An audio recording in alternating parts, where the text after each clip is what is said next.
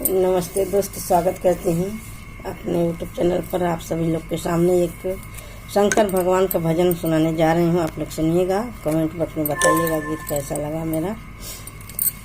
झकझोर के डमरुआ बजाइए भोला, झकझोर के डमरुआ बजाइए भोला, झकझोर के डमरुआ।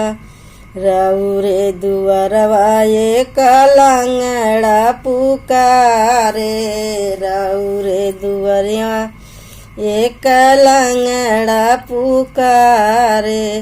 लंगड़ा के गोड़ दे के भेजिए भोला, लंगड़ा के गोड़ दे के भेजिए भोला, झकझोर के डमरू वा बजाइए भोला, झकझोर के डमरुआ। रउरे दुअरवा एक अंधा पुकारे, रउरे दुअरवा एक अंधा पुकारे।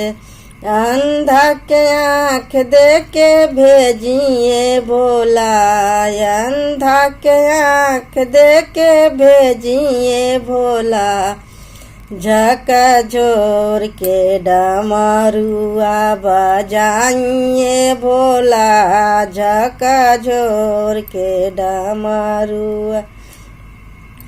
रउरे दुअरवा एक निरधन पुकारे, रउरे दुअरवा एक निरधन पुकारे। निरधन के धन दे के भेजिए भोला, निरधन के धन दे के भेजिए भोला, झकझोर के डमरुआ बजाइए भोला, झकझोर के डमरुआ बजाइए भोला, झकझोर के डमरू। रउरे दुअरवा एक बाजिनी पुकारे, रउरे दुअरवा एक बाजिनी पुकारे।